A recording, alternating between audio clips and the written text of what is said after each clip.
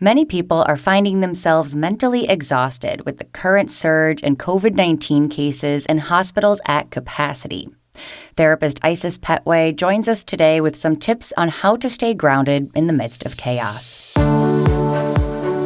This is UAMS Health Talk, the podcast by the University of Arkansas for Medical Sciences. I'm Caitlin White. Now, Isis, a lot of people saw the light at the end of the tunnel as vaccines rolled out and cases went down. But now we're seeing another surge, and mental health is being impacted once again. Can you talk about what you're seeing with patients in your community these days? Gladly. So absolutely, we, saw the light, we saw the vaccines rolling out, and then we got news of variants and even more of an uptick, even more information as far as it being more serious than what we, had learned and were dealing with a year ago. And so what I am seeing in my patients is frustration. I'm seeing burnout. I'm seeing anxiousness, exhaustion, some hopelessness, a lot of worry this time around due to the fact that it's impacting kids. A year ago, we got word that the older community, and then about, I'll say 40 and up, it was looking out for us. But now it's impacting a much younger population, and so you have a different level of worry. I'm also seeing information overload. Where do I look? Who do I trust? And so I'm seeing definitely the information overload. And then just fear of the unknown. A lot of patients are, to an extent, fearful because it's, we don't know what to expect. And every day there's news of a new variant. And so those are just some of the symptoms that we are seeing, because for a while, we saw a glimmer of hope and people were clinging to the want of getting back to what they knew as their normal. And what a lot of us are finding out is that we are having to form new normals. And so that means that at times we may be inconvenienced. At times we have to come to terms with the fact that what we knew as normal has been disrupted. And a lot of times a lot of us don't like change. Some of us do. It's like, okay, hey, I have a chance to carve a new path. And, for a lot of us, we're navigating uncharted territory like never before. And so it's scary. It's frustrating. For some, it's presenting almost like Star Wars: A New Hope. But, those are just some of the things that we're continuing to see rise up. Some say we were already in a mental health crisis even before this pandemic, and especially in the earlier days. And now it seems like it's getting worse. Would you agree with that? Can you tell us more about that side of things? Oh, absolutely. Completely agree that it's getting worse, than in the beginning of where we were a year ago. What we've seen happen is, of course, with, the announcement of the vaccine, we were like, okay, it was almost like this big communal exhale. Like we have some breathing room. We can start actually holding on and maybe putting some things that were normal back into place. It was like, okay, I can take this breather and I can reduce some of this anxiousness and I can be in my present and not feel like I have to be in survival mode and maybe go back to some of the thriving I was doing ahead of time. So what is happening is, with the announcement of the variant, we are in an extended mental state of living and what is known as hyperarousal. This is what is called kind of the fight or flight. And what happens is it's almost known as you feel like you're walking on eggshells, like, okay, what's going to happen today? I have to be prepared for anything. So it's almost like we've had to armor up again because we don't know from day to day what is what. We get the information, we get comfortable in what is out there, and then something new pops up and it's like, okay, here we go again. And so what you're seeing, this is a state of mind that a lot of times you see with people who have experienced trauma. And in a way, this pandemic can be categorized as traumatic because it's disrupted normals, it's disrupted ways of life. It has taken lives of people who are continuing to deal with grief, not only with the physical loss of a loved one, but even a loss of a way of life and having to figure out what their new normal looks like. And so living in that state of hyperarousal is very exhausting. It's a very exhausting mental state to live in because you're consistently on alert with no break. You are consistently looking for, you're consistently on the lookout. You're consistently on for 24/7. And that is not only mentally exhausting, but it is physically exhausting. People are used to what you're used to doing to help cope with your stress, your anxiousness. You may not have those options anymore. And so it's even navigating, what do I do to calm down when what I used to do isn't there anymore?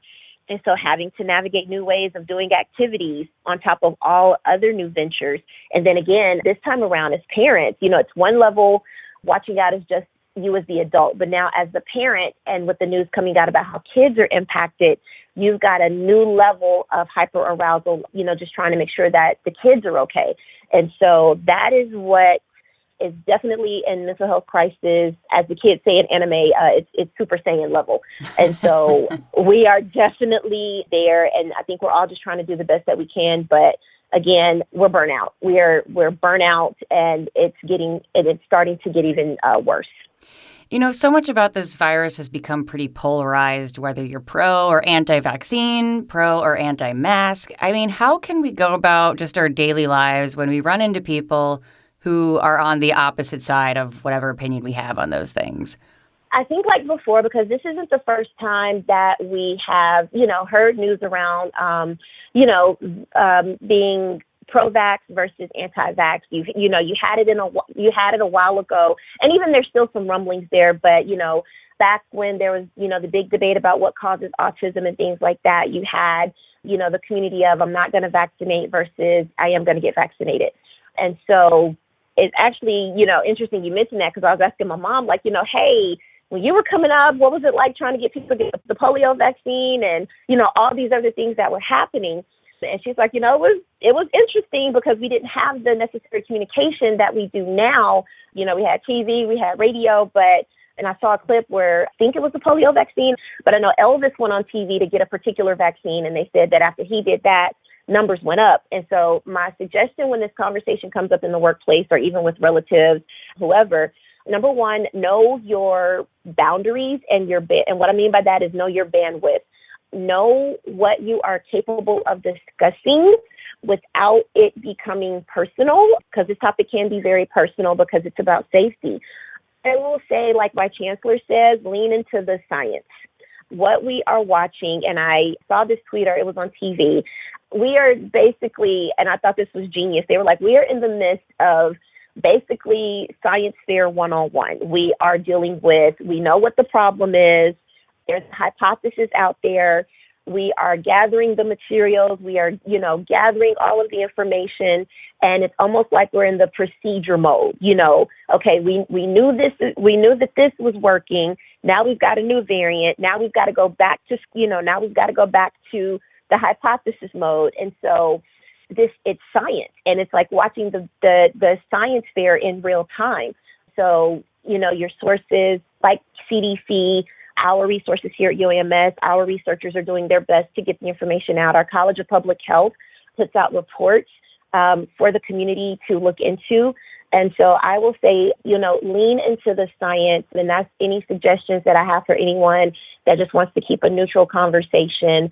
Lean into the science, because our people are doing the best they can to get out what they can get out with the resources that they have. Absolutely. And, looking into the fall, what are some ways that people can stay positive during this time? Okay, yes, fall is coming. Winter, I never watched Game of Thrones, but I keep hearing people say winter is coming, so now I feel like I have to watch it. And so what I will say is we're getting ready to go into that season where we all kind of hibernate, we all kind of close in, and it's definitely the season whereas in the mental health community, we talk about seasonal affective disorder, depression. It's called SAD. And so this is already something that comes because we're in hibernation mode. We're not really connecting in person, and now even more so with word out again, hey, mask up, be careful with gathering in large groups, with the encouragement once again to social distance as we deal with all of the new information coming out with COVID and the different variants. The first thing I will say is acknowledge the losses that have occurred. A lot of times in our society, we can mask and we, tell everyone that everything's okay. And that's a form of masking because things are not okay. And you're really putting on a face to try to encourage everyone else around you. But behind that mask, you're really not. And so what I would say is acknowledge the truths and the feelings that you're having about this pandemic, about all the information, everything that's happening. Acknowledge the grief. Be honest about how it's impacting you and those around you. Have a mourning period. Give yourself permission to grieve the losses. A lot of times when we think about grief, we only think about physical death. But a lot of people have lost a way of life that they've known. A lot of people, even in going home to work, a lot of people have lost that office community. For some, that was really great for them in the isolation. They're having a hard time adjusting to. And so, that's the loss of that community. Even social gatherings, being able to go to my favorite restaurant. I get takeout, but it's not the same as that experience and ambiance of sitting down and things like that, because you're just wanting to do what it takes to be safe. Even the loss of being able to go into a store and not feel like you're on consistent alertness. I think nowadays we're all looking for, okay, who's wearing their mask, who's not. If somebody gets too close to me, I need to move away. And so even enjoying just going into a store and not feeling like you're on consistent alert, it's okay to even grieve that. And so that's the first thing I'll say is acknowledge the truth about how you're feeling about this pandemic. So that's one thing. The second thing I'll say is lean into those healthy coping skills. And so whether it's listening to music, even taking time out to watch a favorite TV show, sometimes it may be taking a walk and playtime. We forget, especially as adults, that it's okay to have playtime. And so if it's pulling out the game boards, if it's pulling out Uno cards, if you like to game online, don't forget to have some sort of playtime.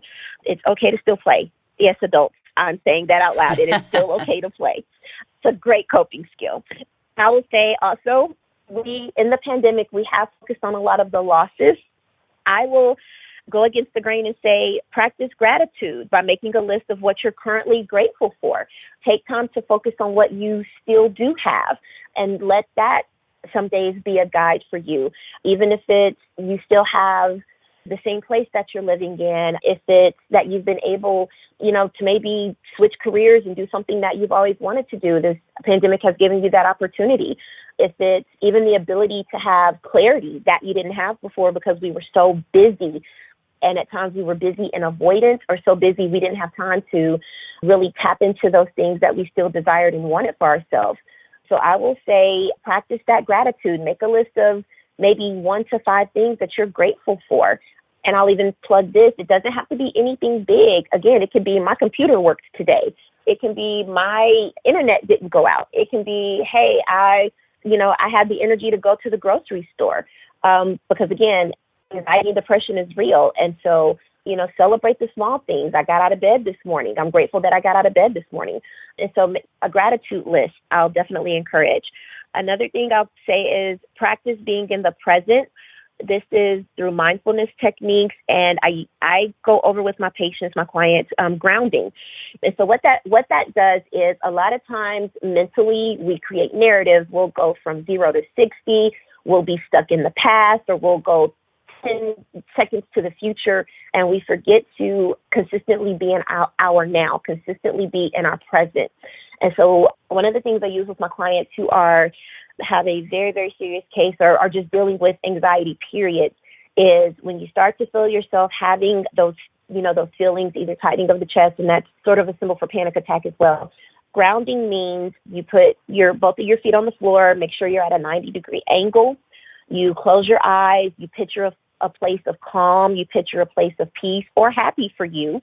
And for about maybe 5 minutes, you stay in that place. You take 3 very, very deep breaths, exhale through your nose, and you release whatever has got you feeling uptight and anxious. So if you need to release self-doubt, if you need to release worry about something, you let that go through your breath. And it also allows you to connect and be in tune with your body. And it's a very, very powerful method. And so I encourage grounding techniques to help you practice being in your now. Also to help you clear your headspace, and to, again, be in your present. And then take time to disconnect. We live in a digital age now where more than ever, the psychology of it is amazing, how social media and internet, has really become a part of our lives, but it is okay to disconnect. If you feel yourself having information overload, take a break. Even if you are used to picking up a newspaper, it's okay to take a break from whatever it is you need to take a break from. And so if it's not watching the news for the day, do that. If it is taking a week off of social media, do that. It is okay to disconnect, and to settle and to just regroup and recenter, because information overload is real and it can subconsciously do a lot more to you than you think it's doing. Even, the psychology of scrolling and feeling like you have to post and share. It's okay to keep some things to yourself. And if you don't want to do social media for a week, for a month, you don't have to. Now, if it's part of your job, that's something you'll probably want to talk with your bosses about, but advocate for yourself if you need those breaks, because mentally it is exhausting. Digital overload is exhausting. And last but not least, take time to stay connected to family, friends, and more. If it's a text message, to just say, hey, thinking about you, if you don't have the bandwidth to have an actual conversation. I know a lot of people did like virtual Zoom meetings where they would have friendship check-ins and things like that, group chats, and so just, make sure that you're staying connected to your loved ones, to your friends, and even for coworkers who have become friends for you. So I will say, definitely lean into those support systems. The other thing I will add, and staying positive, is, acknowledge that we are in very uncharted waters right now. Daily, we're getting news about surges and variants. And so I will encourage everyone, be gracious and compassionate with yourself. Give yourself permission to not get everything done that needs to be done. Also, pay attention to your body and how you're reacting to certain conversations and our news. And don't forget that your boundaries still matter. Remember that we are not operating in the same space as we were before, and that it is okay to not be okay and to seek help. Absolutely. And on that note, wrapping up here, what are some resources that people can reach out to during this time if they need that extra help? Well, I'm going to definitely plug the program that I work with. AR Connect is the UAMS virtual mental health platform. We are 24 hours a day, 7 days a week. But let me clarify that. We have a triage that is open 24 hours a day, 7 days a week. And what they do is they take the calls. We then schedule you. We do the intake process where our screener gets some information. And then from there, you are set up with a therapist who does an assessment to set up therapy appointments. And even if you need to see a psychiatrist, we screen for that as well. It is a free program. And so for those who don't have health insurance, or for those who are just seeking help, for some people, they're getting help for the very first time for mental health needs. And so it's a great program. And so we are here. You can find us on the UAMS PRI website. And you can also reach us at 1-800-482-9921. And so again, that is AR Connect, UAMS's virtual mental health platform. The second thing is there is the suicide prevention hotline. And so if you are not feeling well, or if you're having thoughts of harm, the suicide prevention hotline is available. They have text as well. So if you are afraid to call and you just feel like you need someone to talk to or talk you off the ledge. Also, I always encourage my patients, if you are having thoughts of self-harm, to get to the nearest ER for help. And that number for the suicide hotline is 1-800-273-8255. And then also research your local NAMI chapters, the National Alliance for Mental Health. They have chapters in each state, and sometimes they have support groups and all different resources as well. So NAMI is a good one to look up to. And then any local agency, Psychology Today is a good one to help find a therapist, and many, many more resources. But those are the three that I'll give out as of now. Well, just some incredible, essential information in this ever-changing time. Isis, words really can't describe all the good work that you're doing. Thank you for joining us. For more information, you can visit us online at uamshealth.com. And thank you for listening today. This has been UAMS Health Talk, the podcast by the University of Arkansas for Medical Sciences. I'm Caitlin White. Stay well.